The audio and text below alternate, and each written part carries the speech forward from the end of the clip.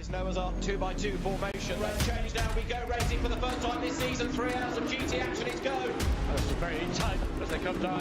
Group of cars coming in, this has all got trouble written all over it. This is these three cars. Drop downhill, they head towards the Aqua Minerale. Imola, of course. There's another one off through the gravel. As wide as possible as they drop downhill, putting that truck inside line. Yes, Oh, he did. through he goes.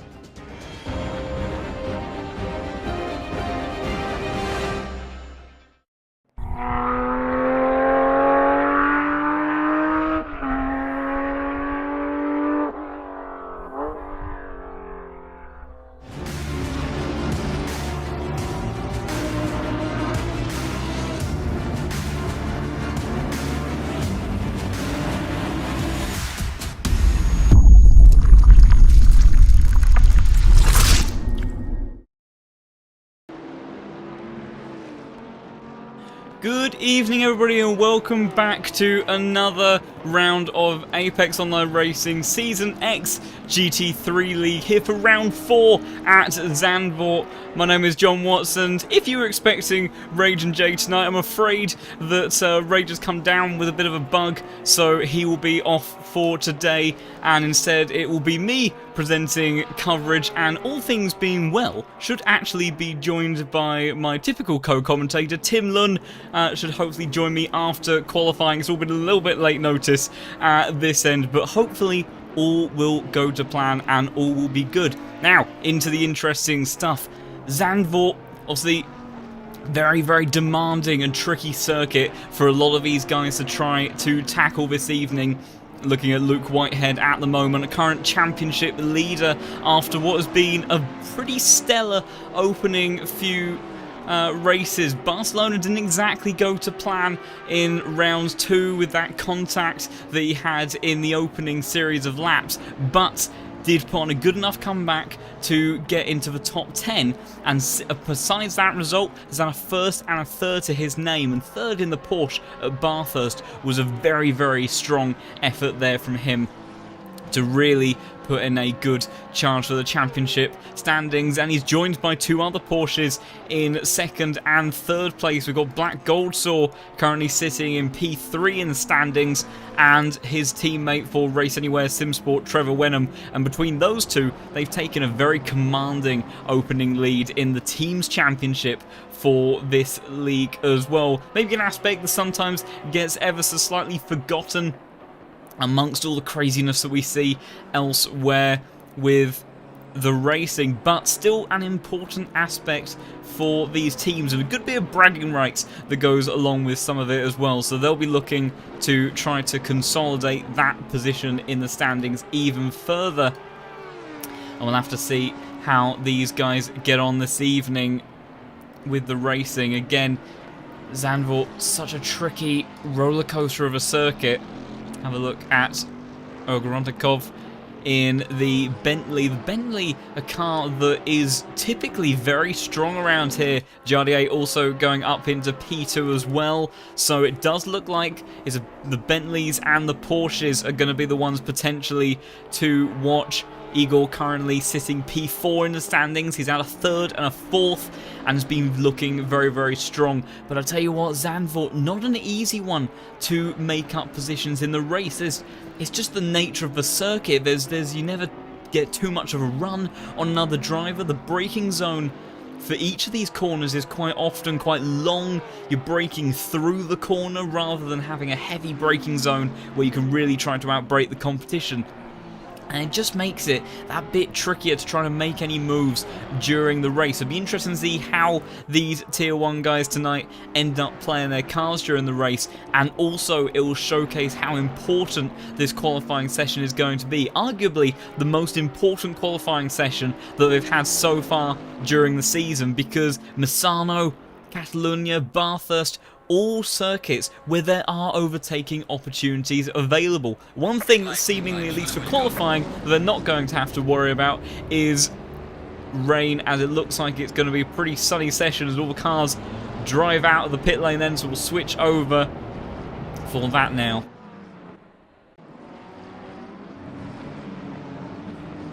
Yep, so very much looking like we have nice bright sunny skies for these guys to try to tackle the circuit with. I haven't often seen too many wet races around Zandvoort, but it does certainly add to the fun and trickiness of it. But if anything, it can sometimes, having the dry track just makes these guys that bit less cautious. So we may see some potential knocking around between one another. We'll certainly have some door-to-door racing as every single one of them tries to get an advantage over the other, as Igor pulls over to the side of the track there, so he's obviously not happy about something that he has set about with out of the box there. As in the meantime, we've got Team Baus eSport driver of Joris Appel in a car with a very nice registration plate on the back. I don't know if you catch that. We've got Mad Max written on the back. Almost seems fitting being in the Netherlands for that as well. Mad Max, obviously Max Verstappen being Dutch himself.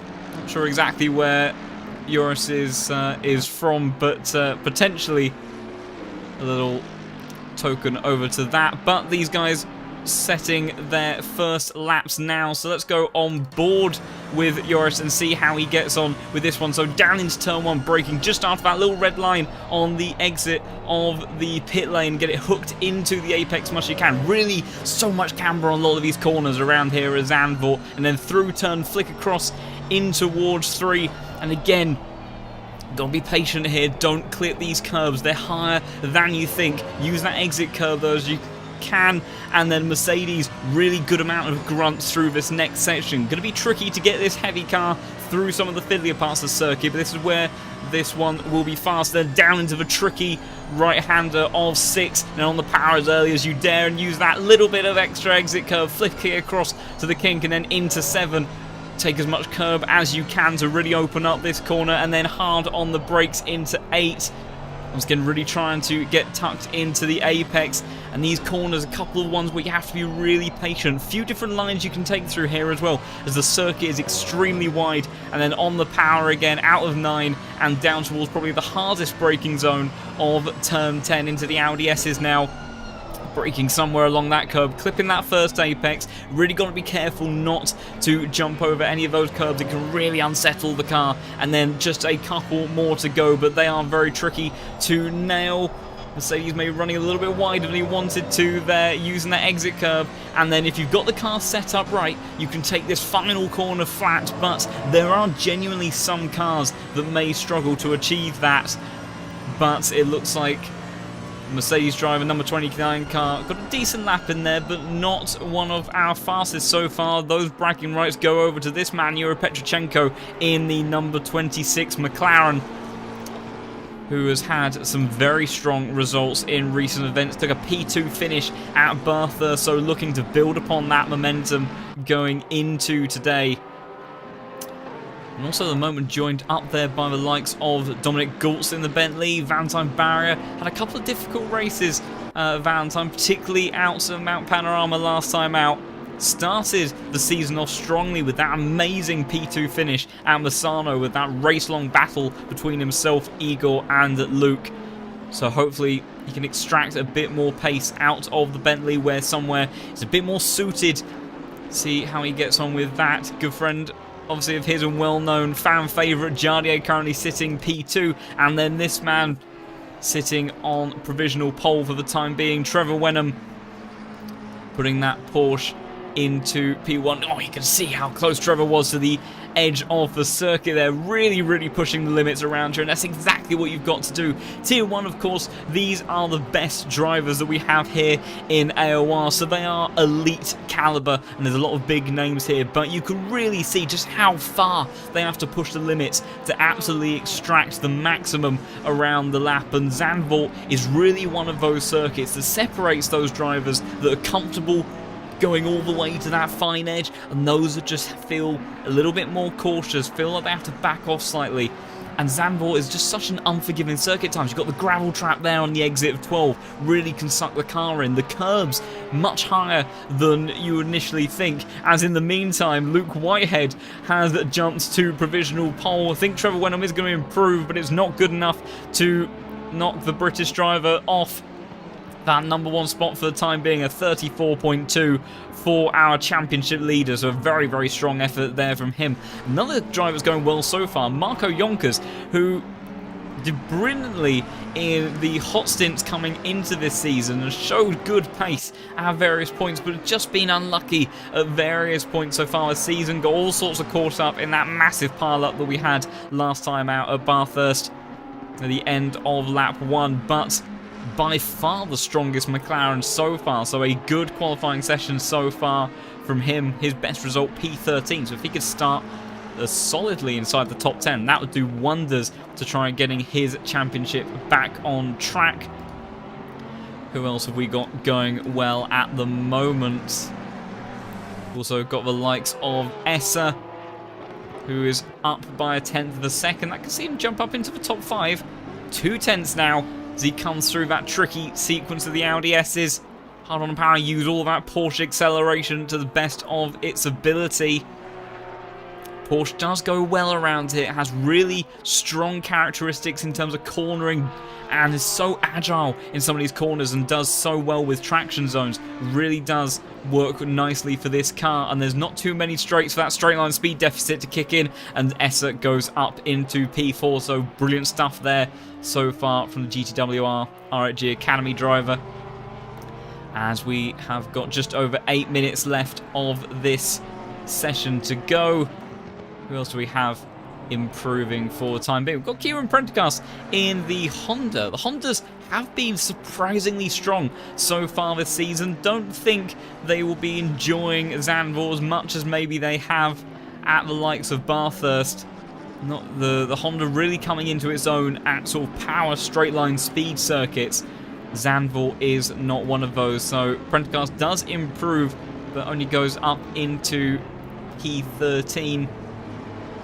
Does become our lead Honda though, I believe, so still a strong effort there from the number 10 driver.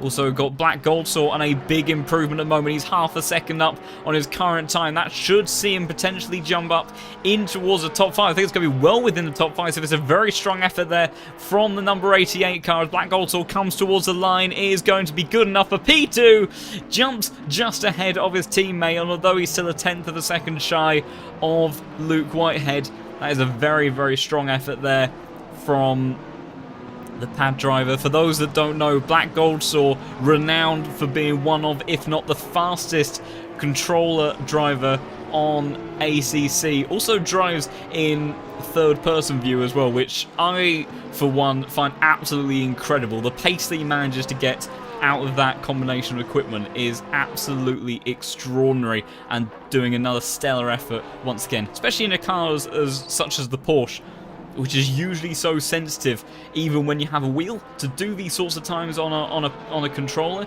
is absolutely mind-blowing, so a brilliant effort there from him. He'll still be trying to gun around for pole position if he can. Oh, big slide though, so definitely pushing, and it won't be on that lap, so we have to retire to the pit lane for now.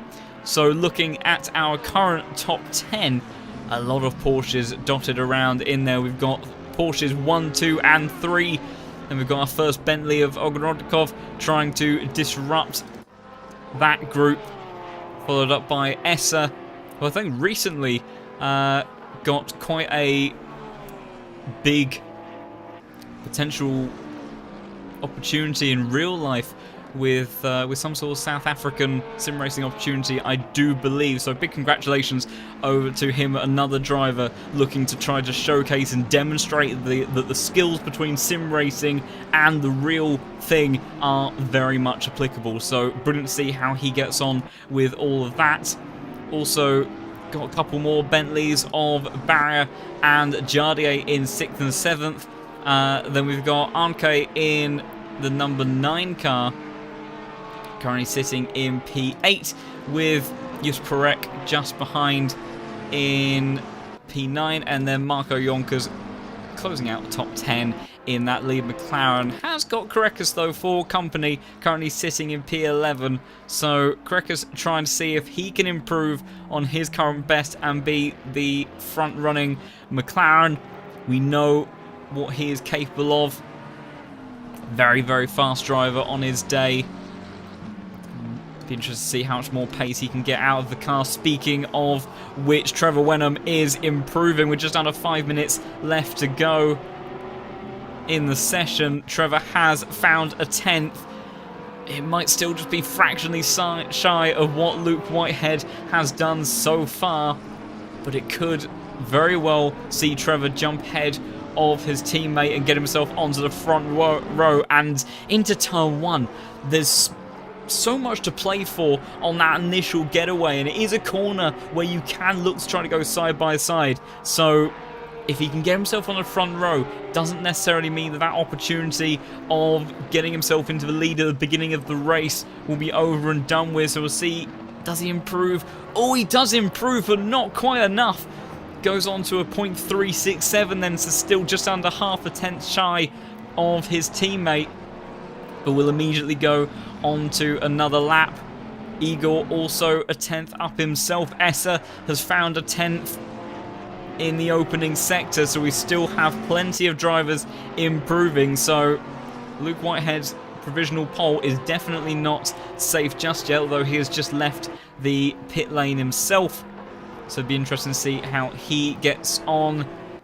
Igor bouncing back and forth with his delta, but Essa has maintained that 10th of a second improvement. So the number 71 car continuing to find time throughout the lap, and any small margin that these guys can eke out often sees them jump up multiple spots, because these grids are just so tightly packed together. In the meantime, Korekis, well, we said he might push on, have something to say about being the lead McLaren. He's done that brilliantly, goes up into provisional P5 on a 34.4, so a brilliant effort there from the number 19 car.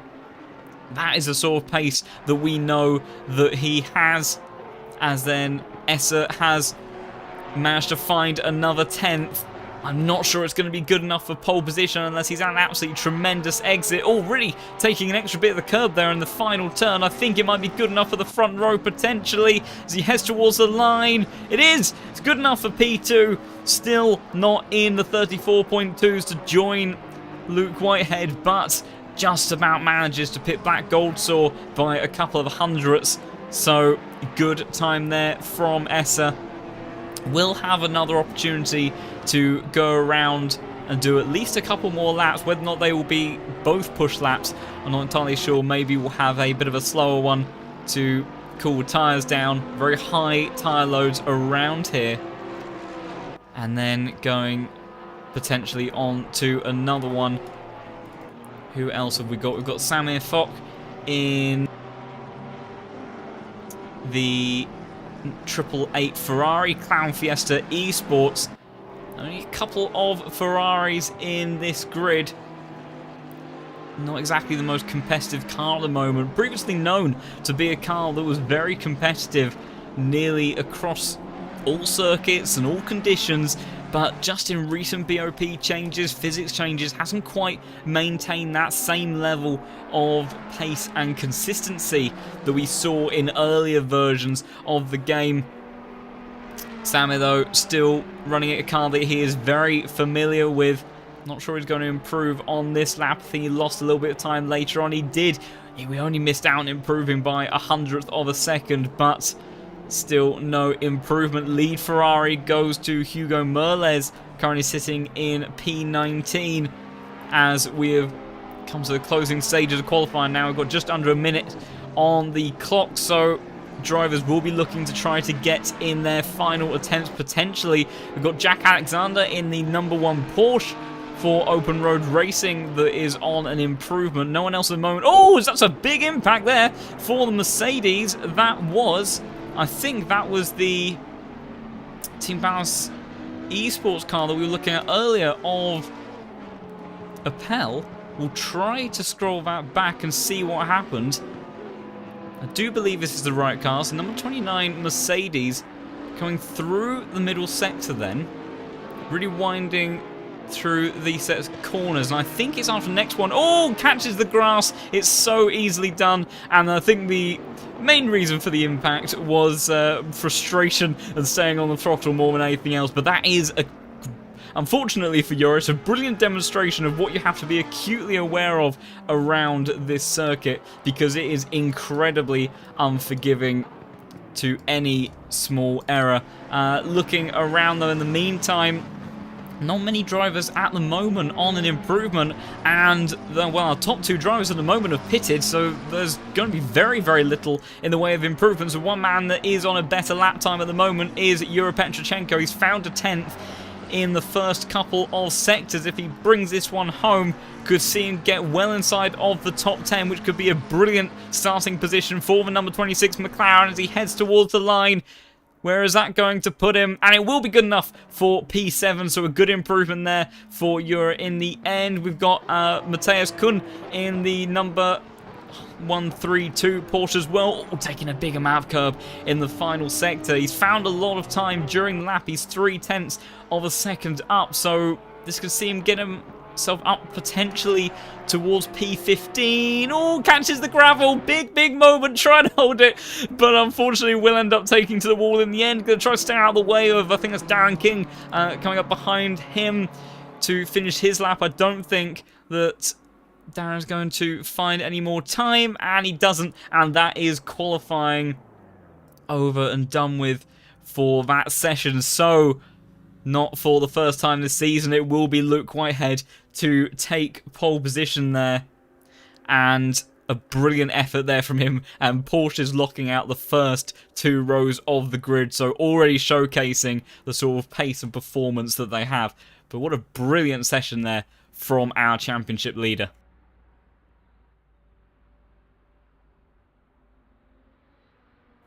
So again, looks like not having to worry too much in the way of weather for these guys tonight. So it looks like that'll at least be something that they don't have to spend too much time considering or factoring into their strategy that they have done at a couple of other instances. Also having a look at the chats. Unfortunately, I saw that a little bit too late to see how Macaulay was getting on and have an onboard with him, the Audi driver, sitting P16. So Audi really struggling around here. A circuit that previously, I think, fitted the Audi at some points in previous builds, because it really did have a good amount of agility to it. But the current Evo 2 version of the Audi, very good in straight line speed, and this circuit again, much like the Honda, not somewhere where it can really capitalize on those aspects. And regarding Mr. Marco Yonkers, he had a fairly good opening start to the session, ended up finishing qualifying in P14, so a pretty good showing from Marco. We'll be hoping, though, that he gets through lap 1 a little bit more cleanly than it went in Bathurst. So hopefully he can convert that starting position into a bit of a stronger result. And we've also got Cryptic TMG or Kevin Niles. So unfortunately won't be joining us tonight.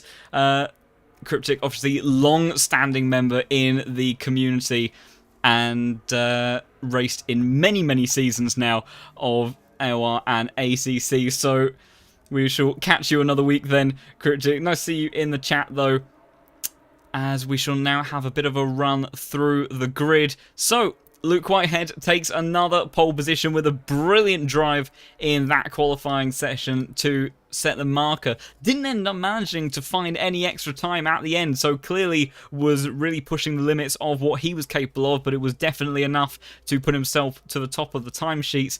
Here, Essa, good strong showing from him to start on the front row alongside Luke. We'll be looking to try to challenge towards turn 1 on that outside line. Then we've got the first of the race anywhere, SimSport drivers with Black Goldsaw in the number 88 car, and then with his teammate Trevor Wenham in the number 33. See if we can get a better camera shot. There we go. It's a little bit zoomed in, but at least we can see the cars just a tad better. Then we have Igor Ogrodkov in the number 41. Bentley starting P5 with Grantas Karekas with a brilliant effort there from him to start P6. Europenchchenko currently sitting P4 in the standings and P5, excuse me, and a strong qualifying session from him as well to put himself into P7. Jardier in P8, followed up by Valentine Barrier. Probably would have been wanting the Bentleys to be a little bit higher up, more around where Igor was, but such a competitive field that these guys really eking out everything that they can from these cars. Then we've got Anka in the number 9 Porsche, followed up by Oliars, the first of our Hondas, and the first of our Hondas for quite a long way on this grid. So a good, strong effort there from Marcin in the number 21 car. Then we've got Inestroza in the number 96 Porsche, starting P12 with Just Perek in P13, and then Marco Yonkers in P14.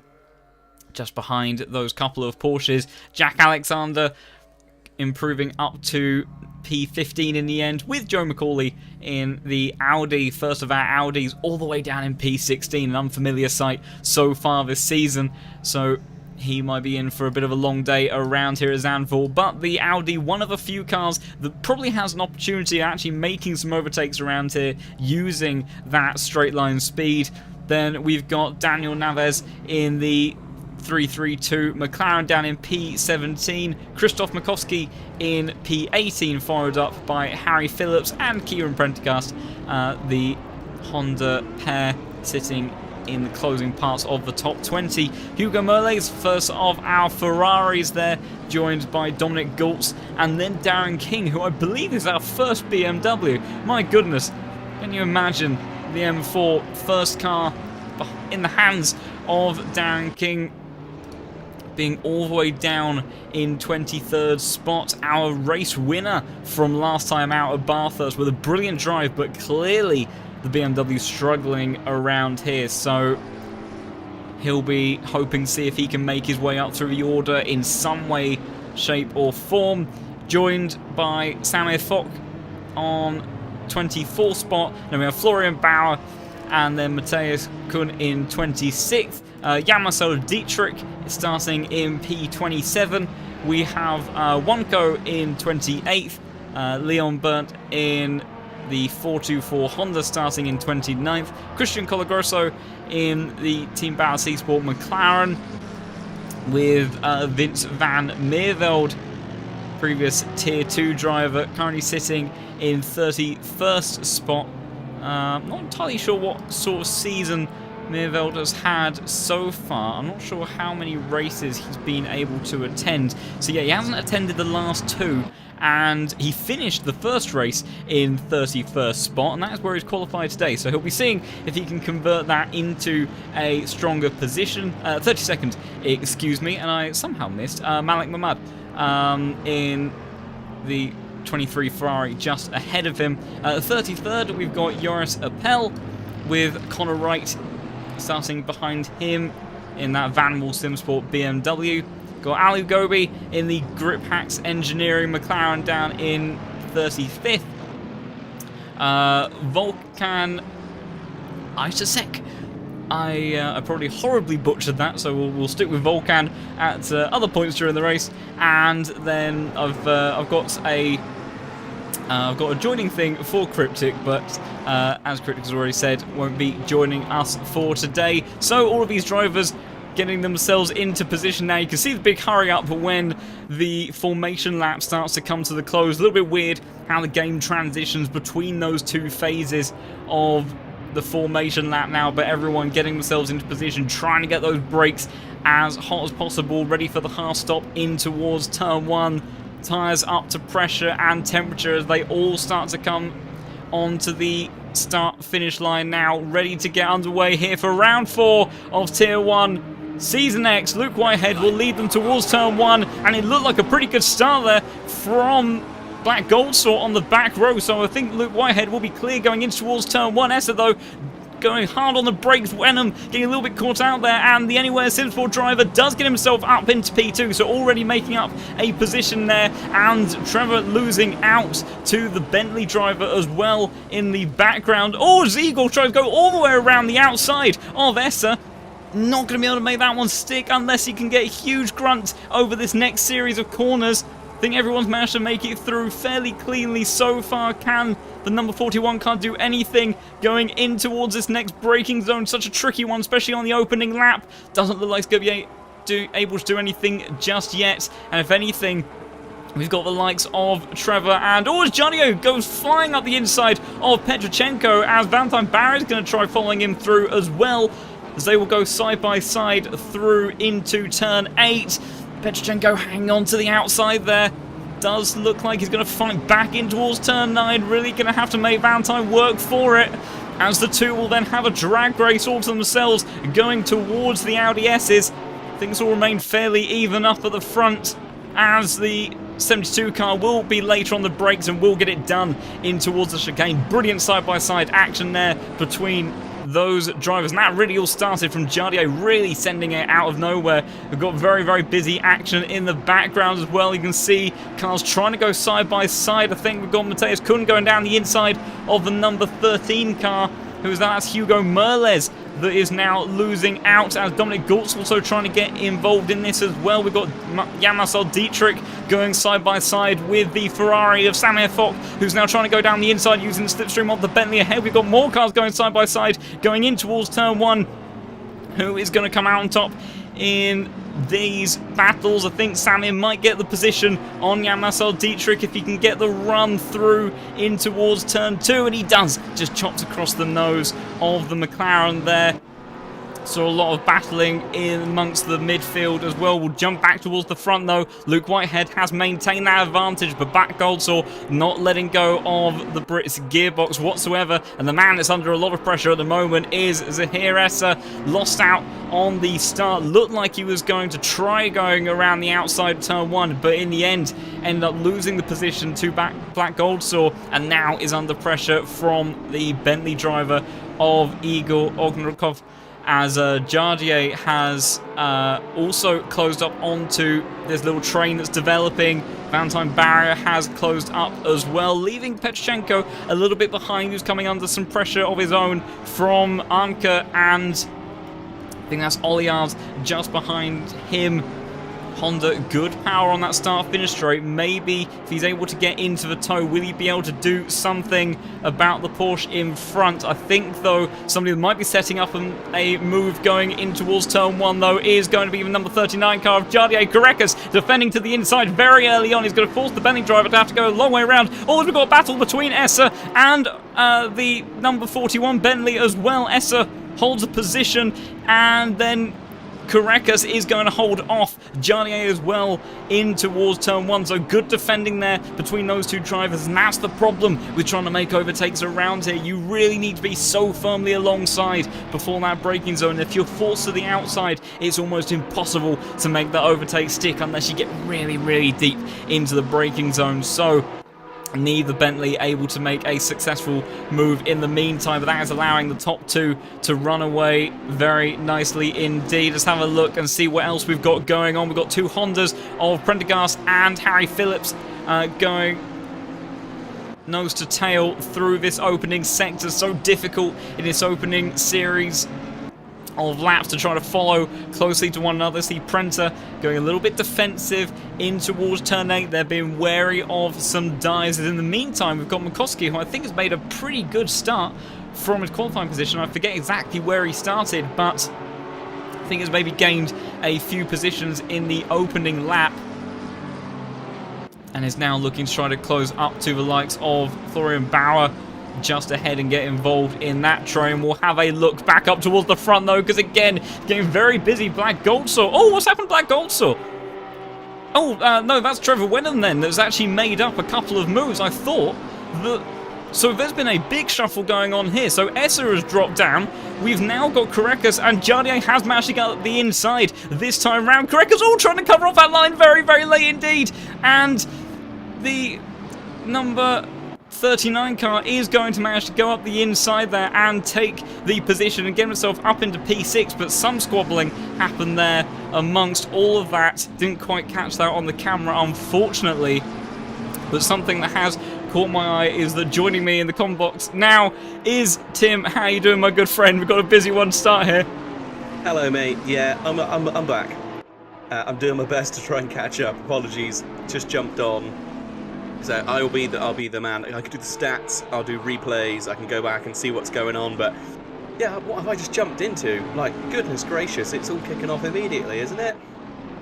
Yeah, it's been absolute chaos so far in his opening couple of laps. We've seen a lot of jouncing around for position. We sadly didn't quite catch what happened to Esther. I thought it was the Black Goldstar had lost positions because I saw the Race Anywhere SimSport car had gained some time, but if anything, Black Goldstar's looking to gain positions. He did fastest lap of the race on the last one, took a 10th out of Luke Whitehead. You can see visibly that he has managed to close up that gap. Igor now a little bit running around by himself. He's trying to chase after those guys. You can see he lost some time on the last lap.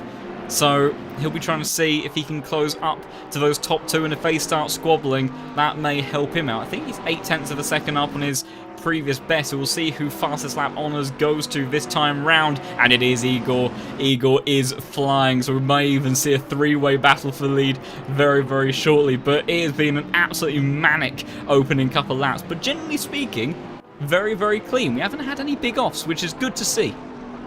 Yeah, always a nice bonus. Obviously, the beginning of every race is always going to be a little bit frantic. Everyone jostling for positions and trying to get as much ground as possible. And obviously, you don't want to lose any ground while trying to stay clean. But yeah, it's all looking very nice and tidy. A nice pack going on there. The leaders absolutely flying away. Whitehead and Goldstar, they've made a real effort. But as you said, Carlo before he won that Bentley, currently with the fastest lap of the race.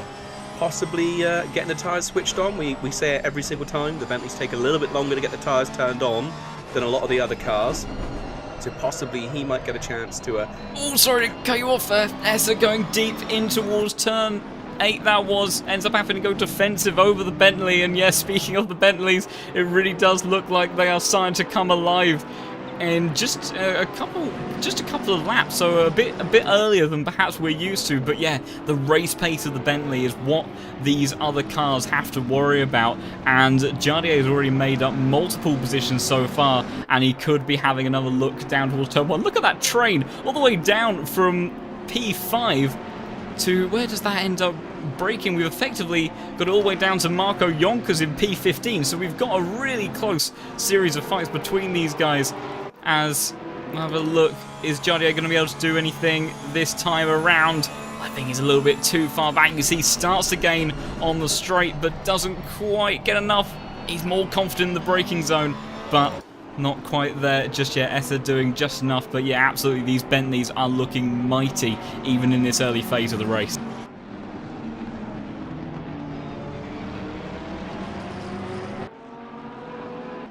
See where else we've got some other battles going on.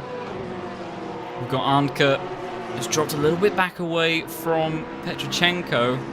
Has got Oliar starting to close in on him. So the Honda, we know there's good power and grunt in that car, but again, unable to make up too much ground as of just yet.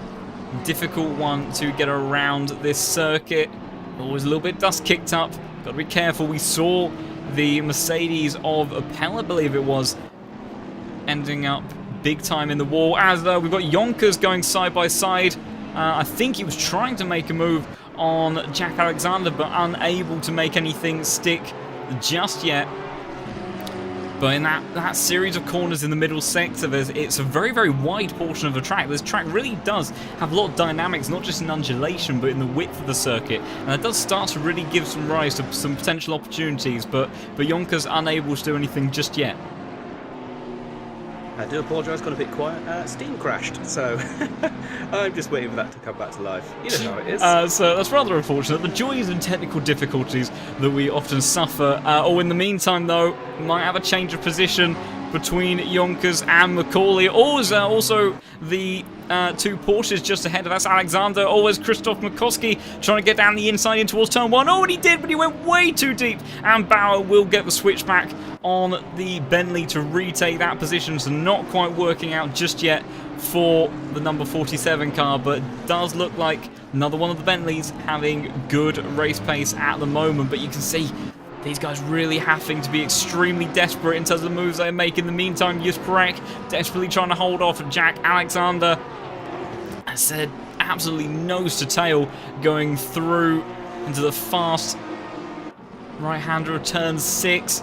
You can see that train up ahead as well is getting very, very tight. As Valentine Barras sends it up towards the inside. Little bit of contact door to door with Essa, and that number 71 car will try to fight back on the inside, but can't quite do anything about it. In the meantime, we've got the number 22 car that has gone off. That is Dominic Galt. We can't quite see what's going on with that just yet, because we've also got the number 9 car of Arca that's battling furiously with the McLaren of Petchenko, and I think he will be unable to do anything further just there. But Essa continuing to fall down the order then, and really not having a good time so far in the opening 12 minutes of this race. The man that started on the front row all the way down into P8, and it was definitely a send there from Valentine, but also some closed up very heavily. Just had a quick look back at the goals incident. That was at the end of the S's. The car got unstable and he spun, hit the tyre wall and spun into the gravel. And obviously that's a very dangerous point to rejoin. So he just sat there for a moment and waited for the perfect opportunity and rejoined. But sadly that is seeing him at the back of the grid now. So very unfortunate spin for him there. The car just a little bit unsettled by the curbing.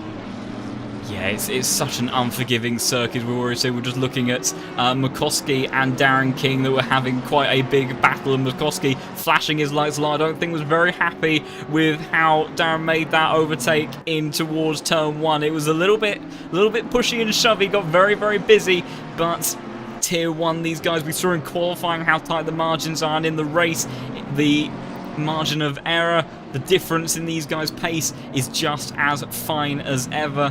But it does look like number 38 has managed to make the move stick. I'll look a bit further up as this battle behind Essa. It seems wherever Essa goes, he's immediately under pressure. But you can see the front of that Porsche really under quite a bit of damage now. You can see just it's taking a bit of a battering. So maybe that would explain some of the pace losses. Didn't see him go into the back of anyone, but he did at some point jump back down the order a little bit, so maybe there was some contact that we didn't quite see, and front downforce loss on that Porsche maybe rather suffering and detrimental for that car as he's coming under pressure once more from the McLaren. Petchenko trying to see if he can go the inside, shows his nose but unable to do anything just yet. And then the Porsche, this really is a sector where it's so strong, all the acceleration zones will end up allowing him to get away, as we've also got our first penalty that's been dished out. Daniel Naves in P22 with a 5-second time penalty. I'm not sure you can have a look at him in the stewarding section on Discord. I think hopefully that should explain where that's come from, because I don't think that's going to be a track limits warning unless it was carried over from last race. I'm not sure, but a 5-second penalty for the 332 car, which is obviously not too handy for his race. And on a side note, looking at the chat, how is Alu Gobi getting on?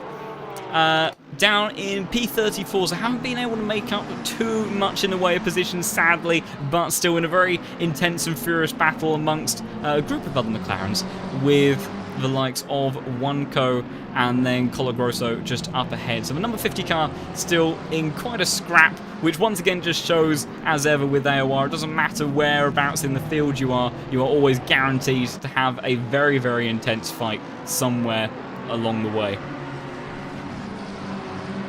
For whatever reason, I don't appear to have access to the stewarding bit. That's rather unfortunate. We've also I've just seen that Merles has got a time penalty as well. Oh, contact on the final corner between Darren King and Krzysztof Bukowski. Oh, big impact, and the Ferrari's going to get collected in that as well. Who was that? I think that might have been Hugo Merles, as disaster struck between those two cars that were getting very, very close to one another in the final sector there, and there was already some frustration brewing between these two cars. I think Duncan got a little bit of a compromise line through 12, went a little bit wide, then dipped a wheel in the gravel. Krzysztof sensed an opportunity, went up the inside, there was a gap, and he got hooked over the curb, tags last week's winner around, and then a multi-car pile up there, the number 13 Ferrari getting caught up in that as well through no fault of his own. That was Hugo Merles that got caught up in that, so a 5-second penalty for Hugo. And a disastrous series of events there for those drivers. So very, very unfortunate there. It had all been clean up until that point, but it just, once again, it's so it can turn so quickly.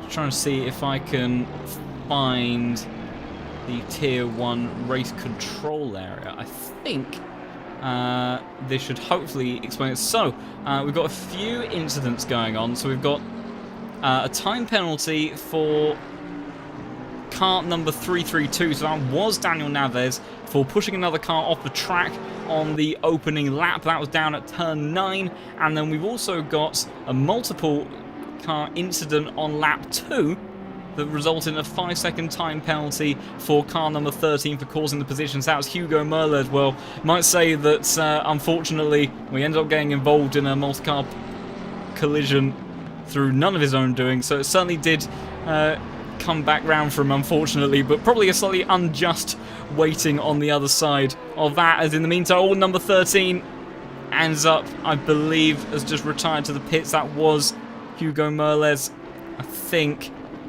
who's gone back to the pit lane, so that might be his race over and done with. But the chaos continuing in the opening part of this race. Amazing to see how much the grid has now opened up, isn't it, really? It's really started to spread itself out. And that Bentley number 41 really pushing forward now, chasing after those two leading Porsches.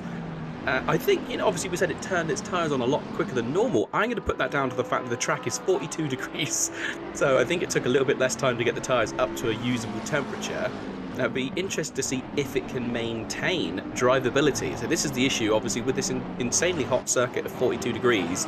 It does change people's tyre strategy slightly. You can't do a risky early pit, or as we've seen, a late pit, because you're just not going to have any tyres left. They're going to be absolutely trashed in this temperature.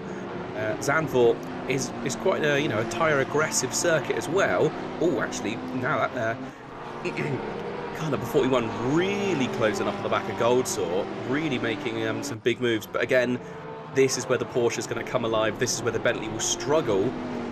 And I'm trying to see if anyone's sort of going for any wacky moves at the beginning. It sort of looks like the top 6 are staying out and probably going to try and stay there. We've got a little bit of chaos going on at the end of turn 1. Essa has dropped down by the looks of it. Oliars has jumped up a few positions amongst that. We've got Petrochenko. So I think there's been an incident between these two going towards turn 1 that's ended up with a big shuffle. See, that was Armka, the number 9 Porsche, that got out of the way to go into the pits.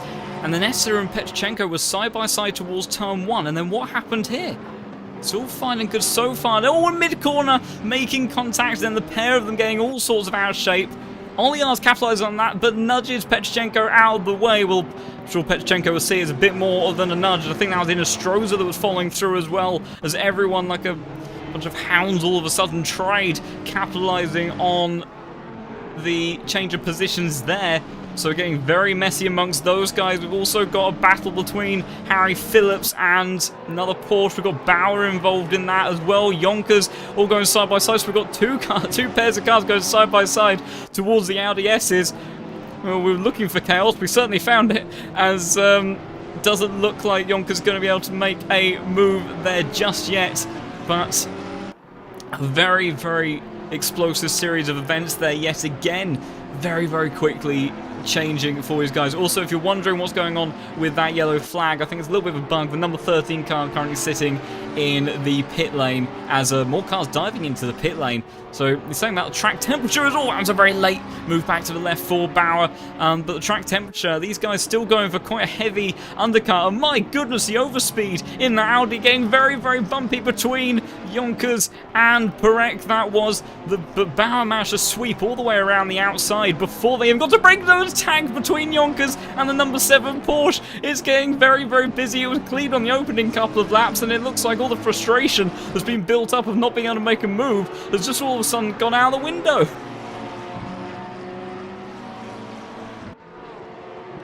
Matthias Kuhn now trying to put Yonkers under pressure, going down towards, I think that is turn 6, but unable to do so. But my goodness, these guys are battling very hard. We'll also have a look further up the field. Oh, and amongst all of that, we've missed a change for P2. Igor has managed to overtake the Porsche of Black Goldsaw, and now, well, we were saying that he looked like the faster driver, and now he's got Luke Whitehead right in front of him. So these two really ran away at the beginning. So it's been a brilliant drive so far from the number 41 car, and surely at least Black Goldsaw considers pitting here because he's lost the position. But no, neither of them going to go for it. But now Igor trying to go around the outside using all that Bentley power, trying to sweep around the outside and take the lead. These two battled hard at Misano. But it doesn't look like this time round the Bentley is going to be able to make the move stick, but didn't quite catch how that happened. Hopefully, if you can have a look through the replay, Tim, see where that move changed over. I'm so sorry. For some reason, I just can't. It's not letting me. I'm having, all the problems I used to have with internet and such. They will come back today. I thought this would be good to jump in, but it's struggling slightly, doing what I can. I do apologise. But I'm really sorry I cannot actually view that first incident. Not to worry at all. Not to worry. If I'm not sure, I think within the last lap we may have seen that position change for P2. So I don't know whether or not your replay will stretch back just far enough for that. But in the meantime, Igor continuing to put all sorts of pressure on Luke Whitehead. You can see really struggling. It must be these higher temperatures. But the Bentley is absolutely loving these conditions at the moment. These two Porsches really did surge towards the front early on, managed to get away. As Igor now, does he think about diving up the Audi S's? I think he has. He's got a nose up the inside. Whitehead's going to hold it on the outside, does it very well. Goldsaw thinking about trying to see if he can capitalise on any of this, but these guys are a three-way battle. It's like Misano all over again. But this time round, without Valentine Barrier there, it is the Black Goldsaw who is in P3 at the moment and jousting with these guys. But now Luke Whitehead once again will come under pressure. He's used to having to fend off Bentley power earlier on, and the Bentley going to be sent towards the outside of turn 1 once again. But Luke Whitehead very calm under this pressure, doing exactly what he needs to do, although he did get a little bit wider than he would have wanted, but I think he will have it just about covered. In the meantime, Black Goldsaw's teammate Trevor Wenham has come into the pit, so has the likes of Inestrosa, as we have more drivers pitting. But that's going to be really interesting to see how that affects things later on in the race, because clearly, particularly for the Porsches right now, tyre wear is a big factor. So if you're pitting this early, that could really bring you some grief later on. Yeah, I know from speaking with some of the other guys in some different tiers, I know they did say that tyre management is super crucial. They could all lap very quickly, but the car just isn't able to maintain such an intense sort of hot lapping sort of treatment. It just cannot do it in this high temperature. Say 42 degrees track temperature now. So these guys will probably have their brake vents completely open, so they may actually be struggling to get meaningful heat into the brakes in an attempt to try and keep the tyres a little bit cooler, because obviously overheating tyres is an absolute nightmare to drive, especially for these guys where they're driving absolutely on the limit of these cars' capabilities. So the last thing they want to do is make a mistake. This again is where the Bentley might come alive. It might be able to get the run. It's all going to be down to these final 2 turns. It does look like Whitehead had a really good run there, but Bentley just reeling him in now. Goodness gracious, that is a quick old gain. I'm not sure he's going to be close enough to make a move at the end of the straight, but we'll hold on. Black Goldsaw into the pit. Okay, so that's the 3rd place battle, and that's probably exactly what Igor wants. So he is now released. He isn't worrying about defending. He can go full attack, maybe put in some slightly more ambitious moves, not having to worry about leaving the door open for Black Goldsaw to take advantage. And he's hanging on to the back of him really well through here, through Sector 1. And we have a back marker coming up in front as well. That might play into the hands of Igor. It may play into the hands of Black Goldsaw as well, because, you know, these guys are clearly struggling. At least Luke is struggling very heavily on tyre wear. If Black Goldsaw on a fresh set of boots comes out of the pits and puts in some quick laps, with these two squabbling and a back marker, that undercut could be incredibly powerful. So, you know, Igor, he doesn't have to be so concerned now about where the other Porsche is in his mirrors, but he will be concerned that he's going to be losing time behind Whitehead, who out of all three does seem to be struggling the most. So really interesting things happening now at this point of the race. We've got some other pitters as well. We've got Jardier that's pitted, so our second highest pitter behind Black Goldsaw. I'll just see what these guys do on this next lap. Just a quick one. Goldsaw is out and in free air. He has masses of room in front of him. He is going to be going absolutely flat out on those fresh tyres. And there is just no one around. There's no one around at all. So what do they decide to do? Luke is coming into the pits, I think. Oh no! A contact between Luke Whitehead and Igor! Whitehead coming in towards the pits. Igor decided to take a bit of extra slipstream as it's getting very, very chaotic now. Whitehead not wanting to risk getting a disqualification for reversing on the track. And oh my goodness, disaster. Well, Igor got a little bit enthusiastic there, went a bit Fernando Alonso style, trying to get as much slipstream as he possibly dared. Maybe he just didn't think about what Whitehead was doing. We can see Whitehead jumps onto the brakes, and Igor just barely reacts and goes straight into the back of him. And catastrophic damage there for the championship leader. And again, another race, and he's got to do a whole lap now with that car heavily damaged. And, well, that's Whitehead's potential race win over and done with. Igor has understandably got big damage on that car, and I am sure that undoubtedly that Igor is going to get a big penalty for that. There is no two ways about it. That was a big error on his part. And now Black Goldsaw, well, it was a little bit of a he was going for just an undercut to try to see if he'd capitalise on them squabbling. If anything, he may have potentially had this race absolutely handed to him.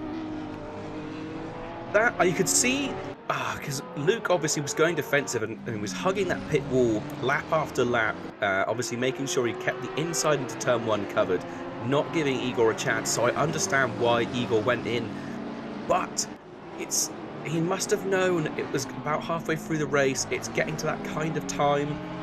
I wouldn't even say that Luke sort of, hung out in the road. He was well into the pit lane. So yeah, I mean, I would very much expect Igor to be facing a heavy penalty for that one. And now Luke coming in as well. So it'd be interesting to see how long those cars are going to be in. Obviously, Igor obviously made collision just with Luke, but Luke made collision with him, obviously the Bentley and then the pit wall as well. So it was a huge impact, wasn't it? Yeah, I think he's going to be sat there for a little while, and I imagine to a certain extent Black Goldsaw is rubbing his hands and thinking, absolutely fantastic, thank you for that, boys. I will happily do that. He's in the final sector now, so I think even without the extra, time in the pit stop, I think he may have actually made the pass anyway. I think he may well have done. Car 41 on the roll already. So that seemed like a very quick pit. Maybe not that much damage. Or is Igor thinking, I know I can't afford to fix it? And he's already out. He's just coming into turn 1 now. So, he's been overtaken by Trevor Wenham as well. So, Race Anywhere SimSport, out of nowhere, with cars running, I think, P3 and 4, have now found themselves in a position for a 1-2. That is...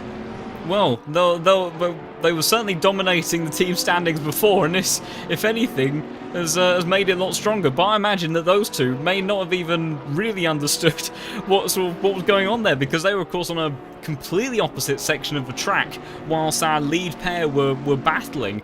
So they just have arrived in these positions. They'll know that something has clearly gone on, but yeah, Race Anywhere SimSport and Black Goldsaw in particular will be absolutely delighted and probably equally as baffled as to how they've now found themselves in this position. Yeah, I mean, obviously they may have spotters. That that is a thing. You do get the odd person, then it will sit and pretty much do what we're doing, but just for their own team.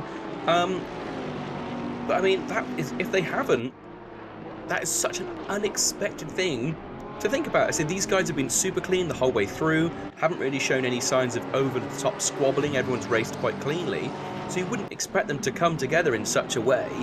And yeah, so I imagine to a certain extent, Black Goldsaw and Wenham are probably, you know, if they're in a team chat, probably thinking, like, what happened here, guys? Like, what's going on? Yonkers and Colagrosso also just gone into the pits, so you know, Goldsaw is definitely going to be reclaiming first place. You know, obviously Wenham in second, so I mean, if they can keep it up, absolutely fantastic. I'm just looking though at Igor already on the back of Wenham, and the front of that Bentley doesn't look too bad, does it? Damage-wise, I think he may have got off really lightly. I think it may have been one of those weird ACC physics things where the Porsche took an absolute annihilating and the Bentley seems reasonably unscathed. I mean, pace, he seems to be going really well, especially because that car's only just come out the pits. Normally, again, it would take the Bentley a few laps to get it up to speed, but he's already on the back of Wenham. He's on full attack immediately. Obviously going to be facing a penalty of some kind, I mean, I would presume, but he's already pushing forward. He's already right on the back of Wenham, so maybe Wenham's just going to do some support role and sort of, you know, defend nicely and try and hold Igor up a bit to give Black Goldsaw a bit of a chance of taking the win here this evening. Yeah, I mean, a question over that about where someone was asking if there was no penalty. There's been no penalty dished out just yet. We do have live stewards for Tier 1, the only tier where we have live stewarding, so undoubtedly there will be a penalty applied. I'm sure it's that the stewards are firmly onto investigating that one, especially with the severity of that as well. And speaking of which, whereabouts is Luke at the moment? So Luke has come out to the pit, so he's down in P24. He's got half an hour left to go.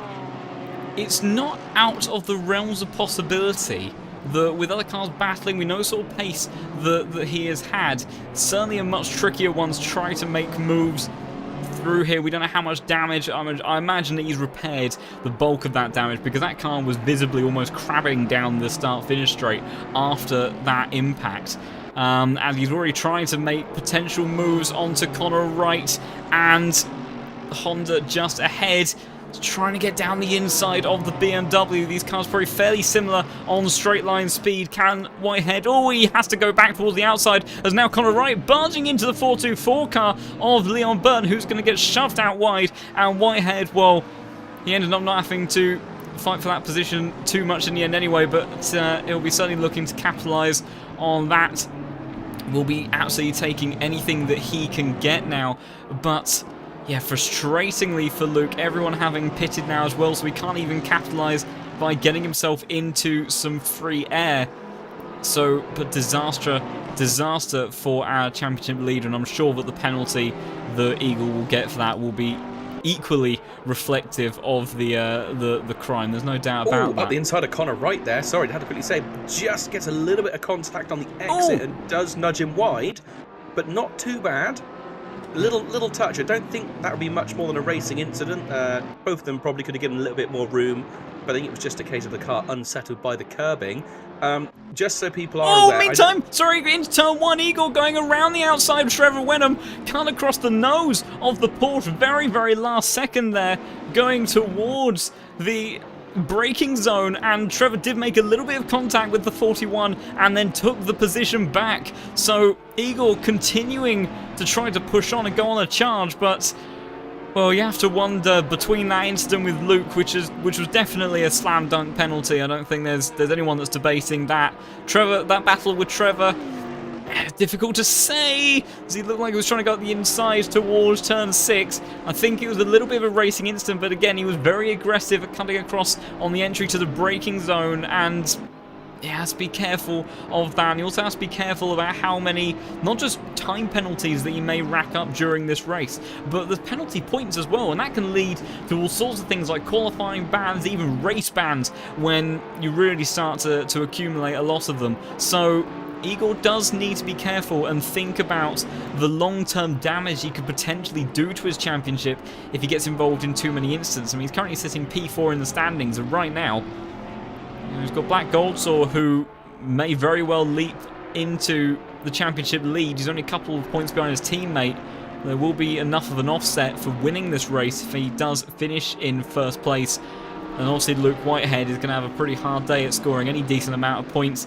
So Eagle really does need to think about this, but right now all he seems to have in his mind is trying to go around the outside of Trevor once more down towards turn 1. You can see he's constantly able to get alongside. Oh, Trevor goes very, very deep in towards turn 1. He doesn't get the car stopped in time, and in the end has to relinquish the position, and does allow Eagle to push on and try to charge on towards getting the race lead. And there it is, there's the penalty. 15 seconds, 30-second penalty, 45-second penalty. It's like an auction, except the worst kind for Eagle. So that won't be served in a pit stop, but a 45-second penalty, and I'm sure there'll be penalty points to go alongside with that. Let's have a look at the race control. So I think, so yeah, for car 41, and he's got 2 license points to go alongside that as well. And that 45-second penalty is going to drop him very far down the order. So Trevor, he probably doesn't have to worry too much, realistically, about losing that spot. And even Black Goldsaw will probably be a bit wary of even defending too hard against the Bentley today, given how things have gone for the number 41. But yeah, it's that's certainly not the way that Eagle would have wanted all of that to go. No, certainly isn't. Obviously, it was an unfortunate accident, but it was a case where definitely one driver was more at fault than the other. You know, obviously, it tends to be the following driver is usually at fault in most of these issues, unless it's something silly like moving under braking or purposely blocking. But obviously, you know, Whitehead was going for the pit. There was no question about it. I will say, now that these two have stopped battling, Igor and Wenham, possibly Wenham can get his foot down a little bit, do some clean laps, because he's going to have Barrier and Honzik after him very, very quickly. They're not that far behind, about a second and a half behind for Barrier, but Honzik right with him. But Honzik, obviously Jardier, as we all know him, and Barrier, these two are very clever racers. They will think to themselves, there's no point slowing ourselves down too much, battling with 23 minutes left of the race. They will do the smart thing. They'll put in the fast laps. They won't go too aggressive with each other. They'll just keep pushing forward, and it could be a case of as soon as one gets past, another will get past. As we've seen it this evening, the Bentleys are incredibly quick here at Zandvoort. Yeah, and absolutely. it's 2 of them in one, and they're both together, and they're 2 very, very good drivers. So no disrespect to Wenham, and again, another very, very skilled driver. But here at Zandvoort, it just seems like possibly, you know, the Bentleys have got it here. They've just it's that pit straight. It's that giant pit straight with the faster corner running into it. The Porsche really struggles with that final turn. You very, very rarely can take it flat through there in a Porsche, but the Bentleys can do it. They're designed to that big, high-speed cornering. It's pretty smart stuff for such a giant car. It actually handles surprisingly well.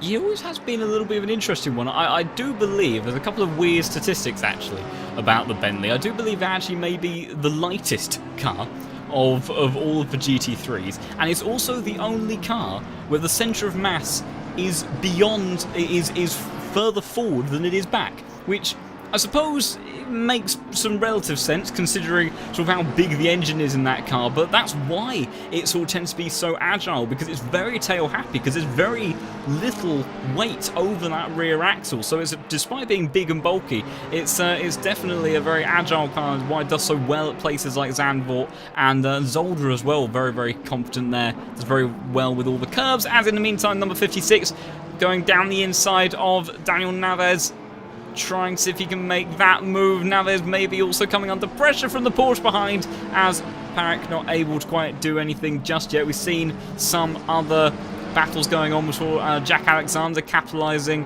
on battle with Prenta, Petchenko and Inostroza as well. Also in the meantime, some other penalties have come through. Darking got a 10-second time penalty for that incident with Mikowski, I do believe. I'm just trying to see what else has happened. So what other penalties have we actually had? I think those 2 lower ones for cars 67 and 38. I think with the King car, that is an accumulation of 2 separate 5-second penalties, possibly. as he had a 5-second earlier, and now it's obviously gone up to 10. And I think they've both been there for a little while now. I don't think they're overly sort of fresh. Yeah, it's difficult to track down exactly where some of these have come from. Just having a little bit of a look further down, we've also got what looks like, we've got a battle going on actually between Alu Gobi and Leon Byrne. Leon down the inside towards the Audi S's as number 50 car does leave space on that inside line and will hold the position for the time being. So that Mercedes also in the background looks like it's seen some slightly better days. The bonnet all sorts of kinked up on that one. But yeah, it's difficult tracking down some of these penalties exactly. Because number 47, who is our number 47 car? I have a feeling that the number 47 might be McCoskey, and the McCoskey's actually, yeah, McCoskey has left the server. So before McCoskey left the server, the number 47 had a 25-second time penalty for a moderate avoidable collision and 2 license points, and then as well a 10-second time penalty for, that was 10-second time penalty for the number 38 car for not holding the brakes. So number 38, who was that? So that was Dalking, so that was after the contact with McCoskey. So he got penalty for that. And yeah, there's been a lot of smaller penalties that have been dished out amongst the field as well. So it's yeah, definitely you can accumulate them and rack them up very, very quickly.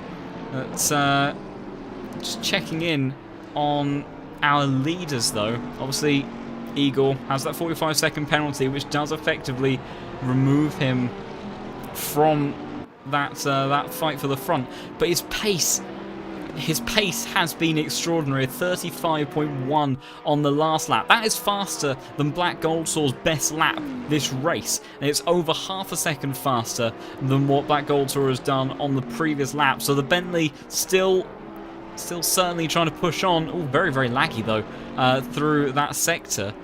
I do wonder if actually that could have potentially had some sort of effect. Really could see the car moving around and jumping around, continuing to do it as well. I'll have a look at another car, make sure it's not a server issue. It doesn't look like it, so I do wonder if maybe that is part of how some of these things have come about with the incidents with Igor. Could be some connection issues. We know, we've already mentioned that the collision physics in ACC is a bit of a confusing one. I've also weirdly got the timing board showing Jardier is in P1, but the thing that I want to really note here is that he is ahead of he's got ahead of Valentine Barry. The leaderboard is having a bit of a fandango at the moment, but at some point over the last few laps, Jardier has managed to get ahead of the number 72 Bentley. Okay, I'm gonna have a quick go back and see if I can spot what happened there. But yeah, he's got quite a distance on him as well. He's really charging away. And in the meantime, Black Goldsaw currently showing as being down in P7. And being a lap down. He definitively is still leading this race. I don't know exactly what is going on with the timing board. My timing boards are being a little bit strange. It's showing Igor on pole for me, with Jardier in second. Which, yeah, I think everyone's in the right order except for Black Goldsaw, who for some reason hasn't been registered on the previous lap. Now, unless that is some sort of very peculiar track limits thing, it's certainly something I haven't seen before. I'm also now seeing car 96 and car number 10 just off the track completely, and 9. Oh dear.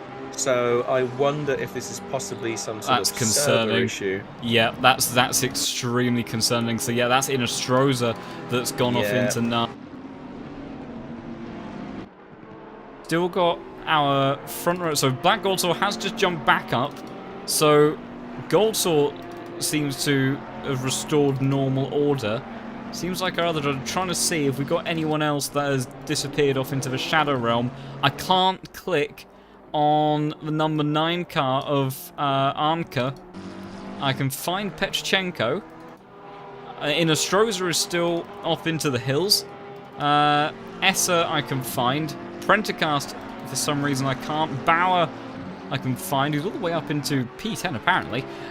Yonkers is also fine. Dietrich, Alexander I can't seem to get. I've got a horrible feeling that a bunch of drivers have just been dropped from the server. One person that may feel rather pleased about this is Luke Whitehead, who I think has benefited from about 4 or 5 positions gained on that. But yeah, I think we've lost a load of guys. There's only 25 men in the... Oh, sorry, 25 racers. I do apologise.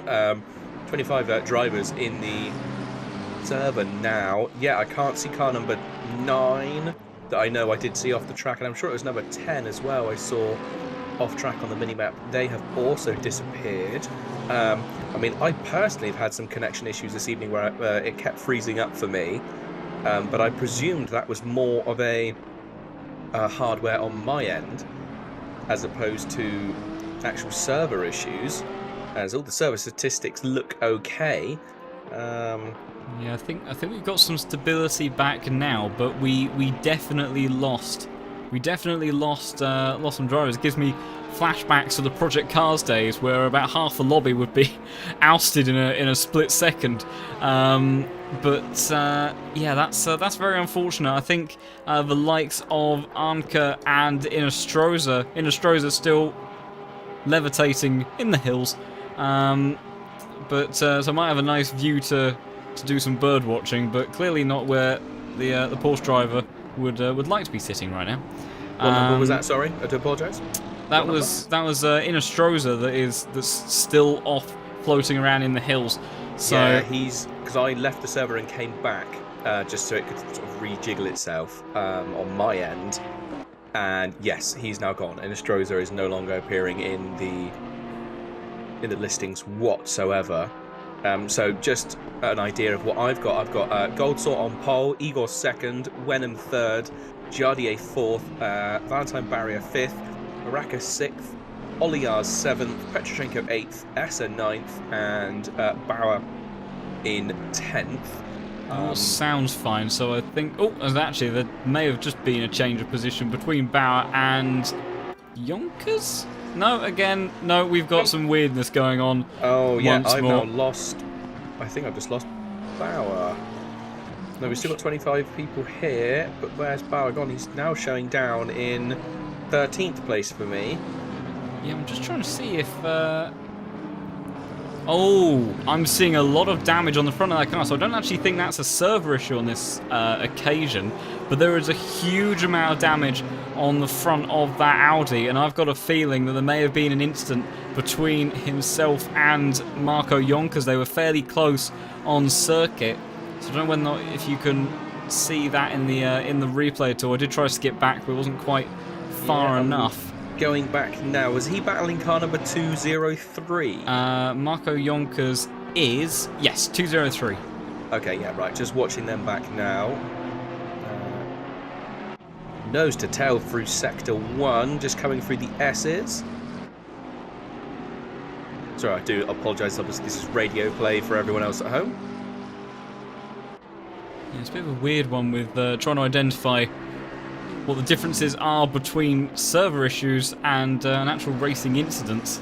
The timing board is not helping us out too much. Whilst you're tracking that down, just looking back towards our leaders, Black Goldsaw. Oh, Black Goldsaw's gone very deep and may have actually, I don't know if he deliberately let Igor by. He's looking like he's trying to fight back now, heading towards the Audi S's, but change of lead then, or at least change of lead on track, certainly not change of lead in terms of overall positions realistically.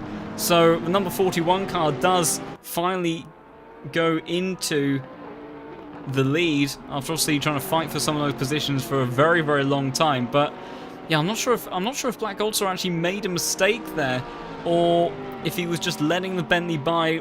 Igor has been very, very fast over the last few laps, so it may have been deliberate. Okay, right. Incident between car number 203 and car number 20, which obviously is the white Audi. Oh, sorry, it might not be white. I do apologise. My liveries aren't working either this evening. You know, classic fun stuff. Going down towards turn 1, gets rotated just going into the braking zone and just absolutely, like a spinning top, gets thrown away. It was it was defending the inside into turn 1, just as they were coming into the braking zone, and there is the slightest of touches as he tried to move back to the left a little bit.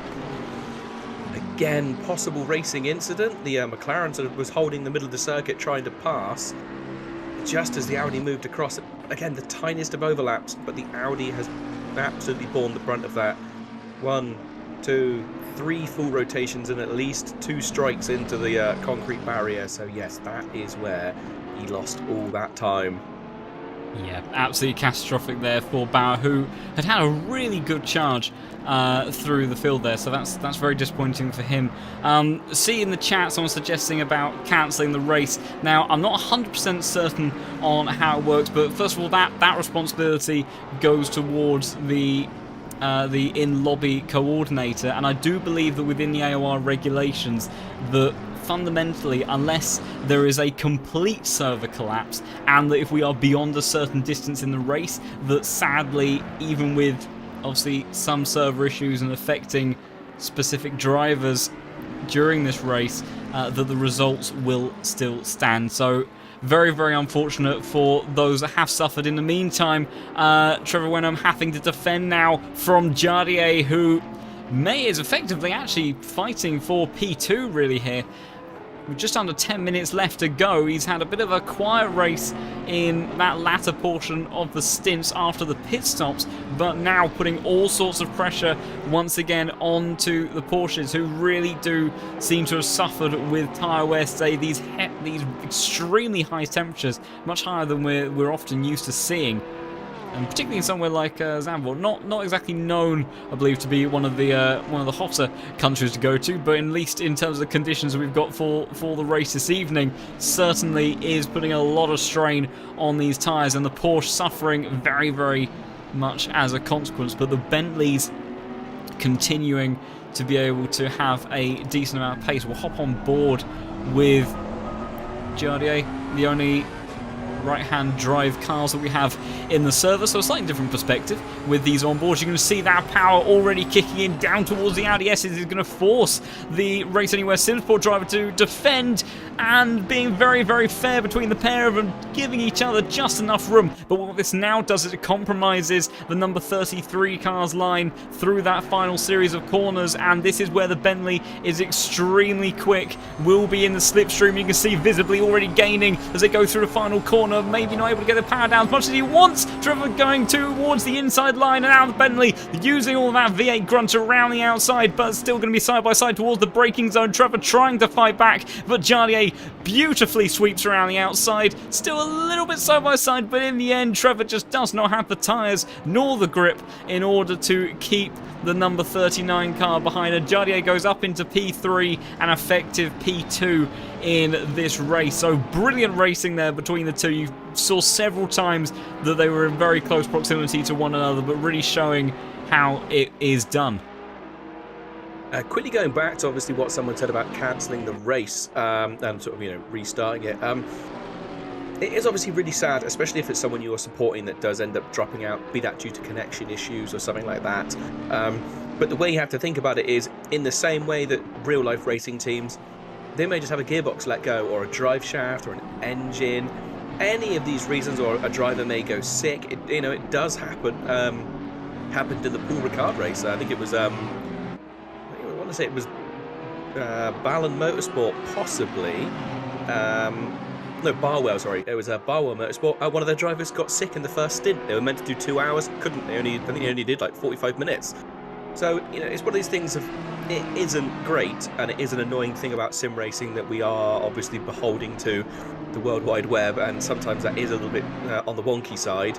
But in real racing, these things happen too, and it just is one of those things we all have to kind of deal with, sadly. Unless we all decide to have a big LAN party, which I might be quite keen for, to be honest. But although I think they tend to sometimes come with a host of their own issues in another way. But yes, you're absolutely right.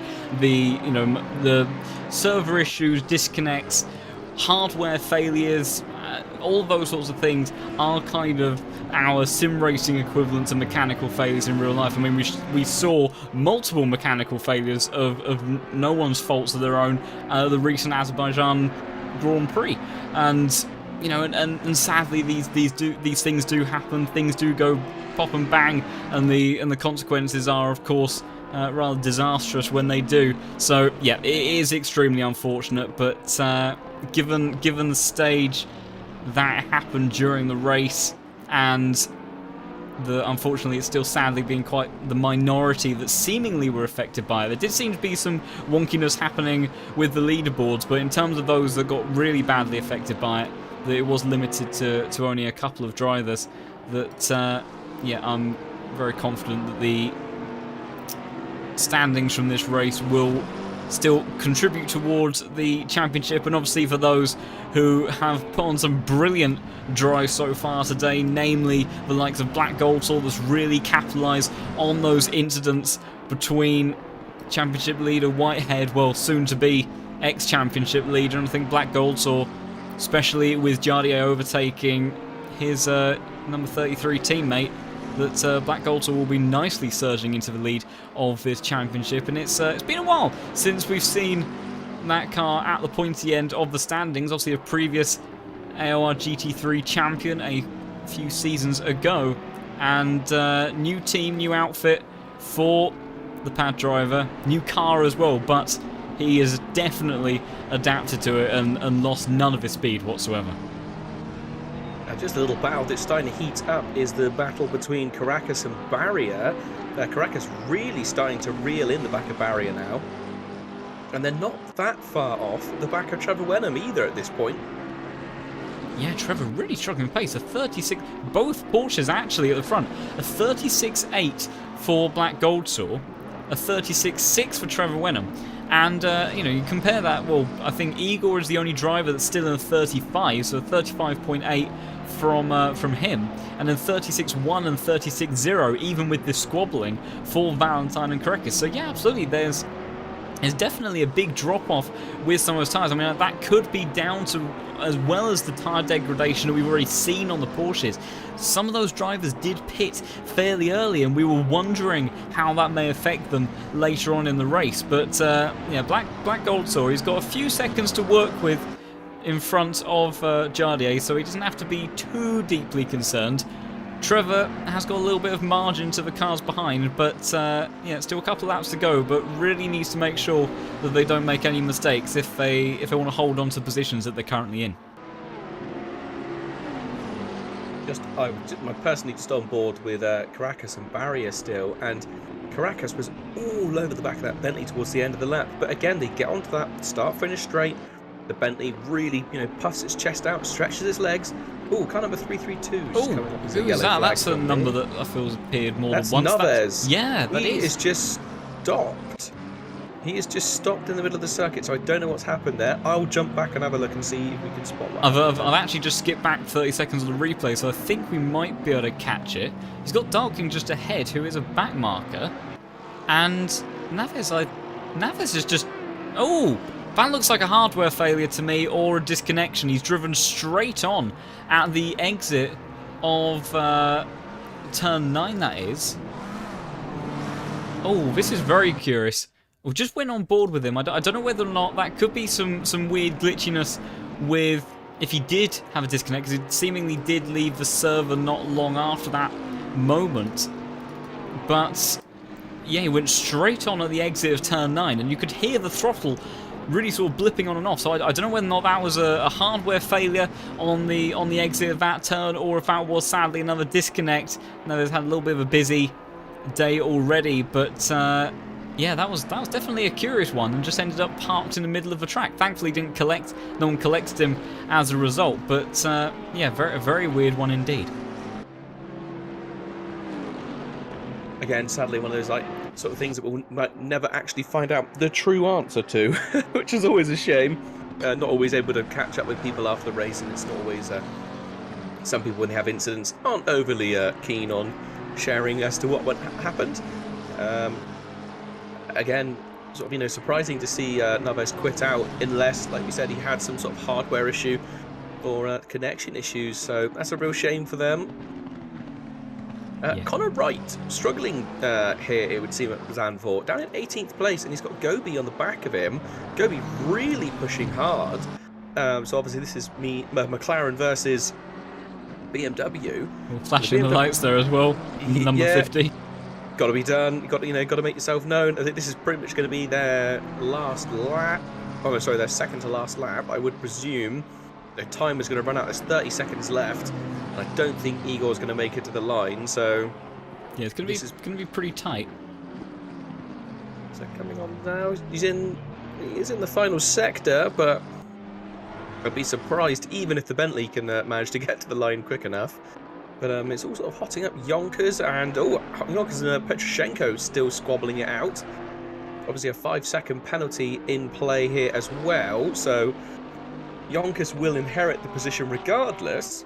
And speaking of inheritance, although Igor will cross the line in P1, the win will go to Black Goldsaw. A very, almost quiet drive for him in the end, but he kept his nose clean. He did exactly what he needed to do, and he takes a very well-deserved P1. Jardier with a fantastic drive through the field to get effective P2. A Race Anywhere SimSport getting both cars on the podium to get P3. Barrier did hold on to what will now be P4 ahead of Korekis, who had a very strong drive but just wasn't able to combat against that the power of the Bentley. And yeah, I think that battle that you were just having a look at, we saw it a couple of times, but that squabble between Oliars, Yonkers and Petrochenko in the end, I think staying as it was for those three guys, and a good effort there from Oliars as well to get that Honda up into P7. That is no mean feat at all. And also Luke Whitehead,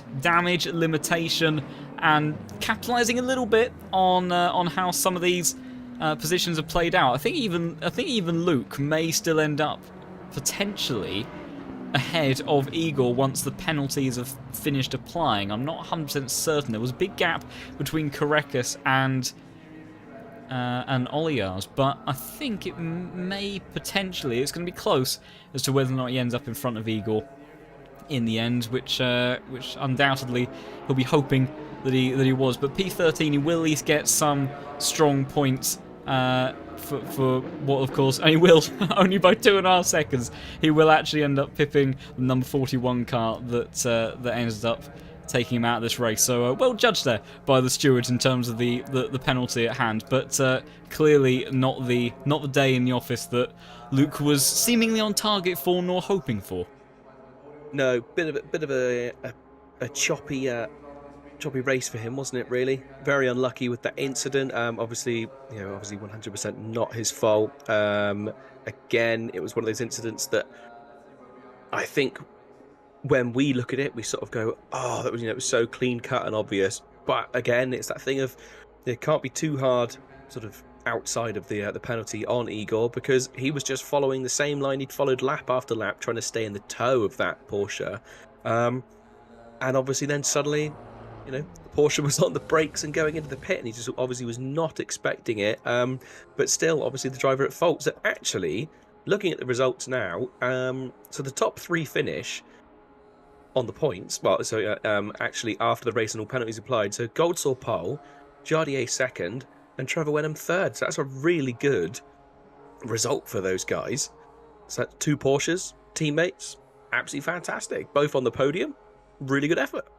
And further extends their commanding lead now in the constructor standings for this championship. So yeah, the Race Anywhere SimSport guys really taking home a nice batch of points. Trevor almost managed to make it a 1-2, but yeah, Jardier had something to say about it. We are going to have some interviews, which is very good. So we'll come out of the race session and we shall bring Black Goldsaw in just a moment.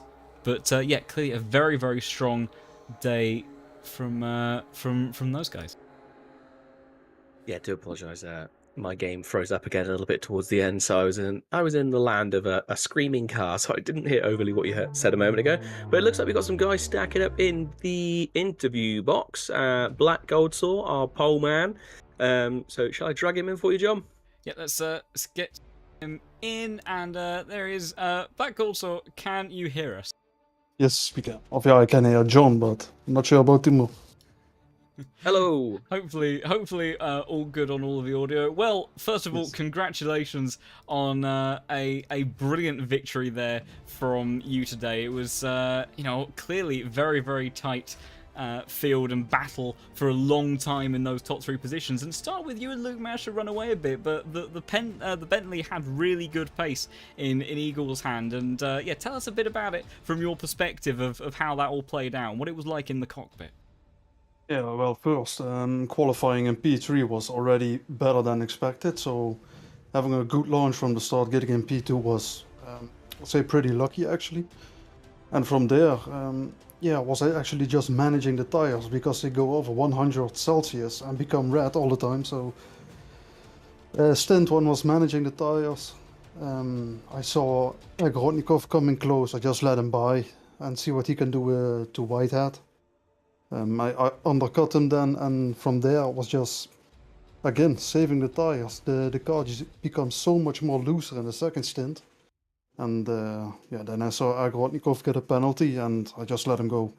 No need to fight. Did you have any idea what was going on when you were in the pit? Obviously, there was an incident between Whitehead and Igor. Did you have any idea what was going on, or were you suddenly just thinking, why have those guys slowed down so much? Well, I was expecting for the undercut to work. My pits was great, but I also knew that Ogrodnikov and Whitehead were going to fight, so you just needed that extra 2 seconds, and we got the extra lap in.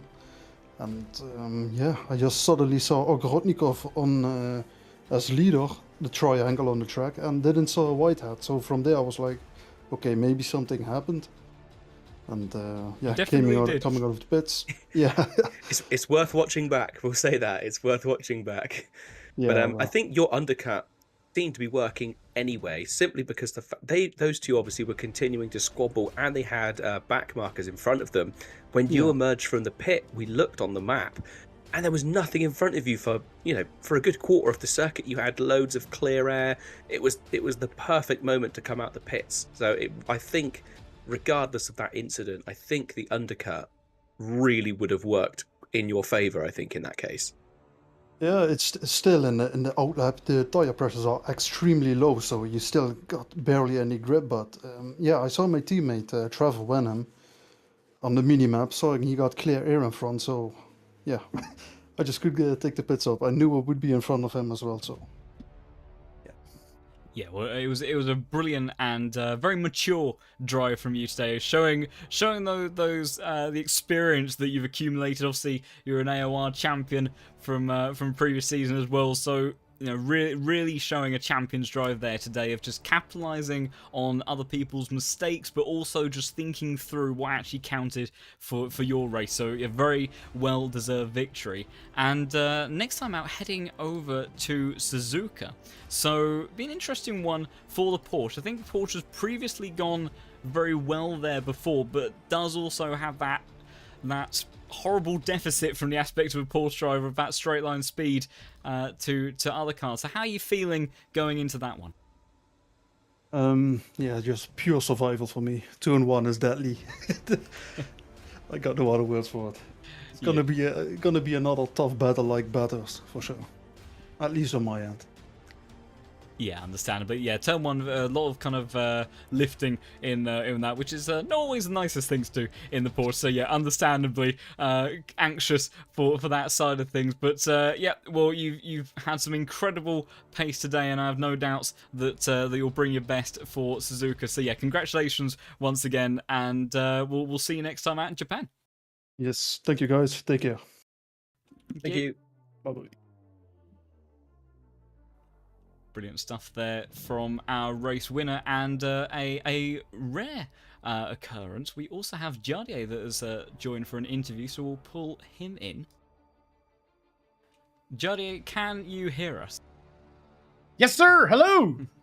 Hello, what an absolutely brilliant drive there from you. Obviously started a little bit further down in the pack, but the race pace across a lot of the Bentleys and especially yourself seemed really, really strong up against those other cars around you. So got yourself up to P2 in the end. So congratulations. What was it like in the cockpit of that Bentley?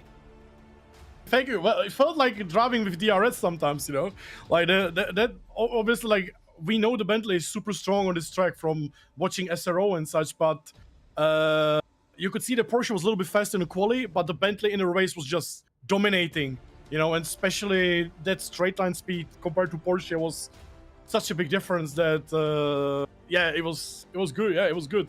I was mad at myself because I screwed up the quali, I screwed up the pit stop, so I made the race really, really difficult for myself, but somehow it's P2, so I'm very, very happy with that. Yeah, understandably so. And I think, because your season so far, that you had a P4 at Barcelona, a strong drive there, but P2 definitely by far your best result so far this season. And yeah, we were just talking to Black Gold Tour, and in these high temperature conditions, the Porsches in particular seem to be really, really struggling. The Bentleys just came into a world of their own, and we definitely saw some quite some just really nicely calculated overtakes from you, where you saw a gap, and you know, although it was a bit of a dive, there was still that control and maturity in them. But any sort of time where it was getting a little bit uncomfortable, maybe for a close touch, or did it all feel completely under control in the car when you were going for those overtakes? It was like all under control. I just got like spooked several times, so I was having basically three problems, like 3 overtakes with problems. First was with Caracas into the first corner, where we were basically going like side by side with tiny overlap, and then right before the braking, his like the spotter, he probably told him clear for like a split of a second, so he like moved right and then he like moved back, which was like right in braking, so that was like really, really spooky. Then I was having problem with Essa, who was having like his connection was like really bad, and we were going side by side on the start-finish line, and he just turned into me a bit on the straight, so that was also going quite sideways into the first corner, and then I was following Valentin after the pits, and he was rubber banding for me on the straight, going forward and back, and then I just made a mistake and touched him into the first corner, so there was like 3 weird moments for me today. I think quite a few people have had connection issues this evening. We lost quite a few drivers, Yeah. and we definitely saw some incidents that would be explained by rubber banding. I think quite a few of them. There's a fairly serious incident, obviously, between our originally our pole man and second place, which could quite easily be explained with a bit of a rubber banding. So yeah, don't think you're the only one that had the issues, but it seemed like you did a really good job of managing the internet as well as the car itself. Hey, thank you guys, thank you. And yeah, and also going into Suzuka next time out. Not a track that I think is particularly well known to be amazingly strong with the Bentley. Obviously, you have to see how kind of weather conditions and everything play out into that. But how do you think the Bentley is going to fare? Do you think you can challenge for another podium, or do you think it's going to be a little bit more difficult with the pace of some of the other cars? Well, I'm very curious. The last time I drove in Bentley was like a year ago, I think, at Suzuka, and back in the day, it was like really bad there. So I'm a bit worried. I think what I saw from Luke Whitehead driving the Porsche, I think Luke Whitehead is going to be like extremely fast. And then obviously we have an Audi with Macaulay, which I think is going to be also extremely fast. And then BMW, I think, is right behind them. So I think Bentley might have a little bit more difficult race next time around, but we'll see. As you can see, like, every race is interesting so far, so we'll see. Yeah, absolutely, and undoubtedly you'll give it your best efforts as always to see if you can get the Bentley up there. And I'm sure that with how Luke's race panned out today, that he will be driving Suzuka in anger. So I'm sure that he'll be trying to get away early on and really execute some of that pace in the early stage of that race to try and get himself back into the championship hunt. But yeah, a brilliant drive there from you today. So congratulations on that, and thank you for joining us in the comms box this evening. And best of luck next time out in Japan. Thank you guys. Thank you. Thank you for joining us. Brilliant stuff there to get our P1 and P2 drivers in the comms box. We don't always have the luxury of getting too many drivers for interview, sadly. So it's nice that we did get a couple in the end. It does look like, though, that Jardier will be our last interviewee for this evening. But yeah, my goodness, what a complicated and almost like bizarre race at times as well. We had other, we were sort of Jardier bringing up the likes of Vettel. Unfortunately, my timing board has gone a little bit wonky at the end for my last record of the standings, and fits much the trend of what we had with the server issues during that. But I think SM managed to kind of hold on to the outskirts of the top 10 at the end there, and clearly a driver that had some brilliant pace, but between connection, between the tyre degradation in these temperatures on the Porsche, really was not the best day out for him at all. Came across the line in 8th place, just behind Yonkers. So, because the points have been updated. So after everything that happened there, obviously Luke Whitehead is now down in 3rd place in the championship. Black Goldsaw in 1st place. Trevor Wenham, his teammate, in 2nd place. And then Whitehead down in 3rd, Valentine Barrier 4th, and big improvement for Jardier up into 5th place in the championship now. So a big improvement. Moved up 4 positions in the championship just with that 2nd place finish this evening. But yeah, Luke will probably be very disappointed with that, with coming across the line in 12th in the end. Yeah, it'll probably be a bit disheartened, but it's all still to go, but still all to play for. There's still another 3 races left to go. He's got 249 points, and Black Goldsaw with 284. So although that seems like a ridiculously big gap, with things like Suzuka and we've got Laguna Seca on the cards, and Imola as well. To be fair, the season closer. There's plenty of opportunities for big point losses and big point gains. So I don't think by any means the championship is over quite yet. Luke can come back from that. And it's Porsche versus Porsche. So, it's not as if there's a track advantage to be had. It's all down to the driver when it comes to this championship. Yeah, absolutely. And Luke, he really has had an up and down season so far. It's been better than what it was last season, where things never really came together for him in season 9. This season he's been able to showcase his speed, but he had the incident on lap 1 at Barcelona, managed to recover for a top 10, and then was at least on for a podium today. Obviously there was that degradation that was factoring into it. We're not quite sure where Black Goldsaw's undercut would have placed him if Luke and Igor hadn't had that contact, but I would say that Luke was on for another strong podium, and and again that's another big points loss. But yes, Suzuka, Laguna Seca, 2 tracks in particular that are very strong for the Porsche. Imola might be a little bit tricky, but as you rightly say, really it's between those top 3 Porsches at the moment, and although they didn't get a 1-2 in the race, not only do they lead the championship standings in the constructors by a big margin, but Race Anywhere SimSport have a 1-2 pairing of their drivers in the driver standings as well. So they'll be leaving today very happy with that result. Yeah, and I think it's the team, isn't it, as well? The Race Anywhere SimSport. They, as a team, they have 549 points, and then AGA Sim Racing Team with 346. So a gap of 203 points in the team standing. So yeah, really a very dominant team. Thank you very much for having me in the booth tonight, John. Obviously, a bit of a late jump in for me, but I managed to get here in the end. Just a little bit late, but thank you for letting me join you. Well, of course, and thank you for joining. I think it was a bit of a late jump in for us both with that, but yeah, it looks like then for today that will wrap up things there. So a brilliant, as always, day or evening of racing at Zandvoort in the Apex Online Racing Championship. If you want to get involved with the community or any of the racing that you see in these streams, do consider heading over to the website at apexonline.racing, where you can see all of the championships that AOR are hosting, not just on ACC, but across other platforms as well. You can look to follow them on Twitter so you can keep up to date with what streams and events that they are hosting at Apex on Racing. racing, and also if you just want to get involved in the community, meet people that are equally passionate about sim racing or real world motorsport as well, then do consider joining the Discord server as well. It's always great to continue to build up the community with more like-minded people, and I'm sure that going into next week's round for Suzuka that we will have just as much action as always. But that does look like that is going to be it for this evening. So thank you everybody so much for joining this stream. But for tonight, it will be goodbye. Good night, guys.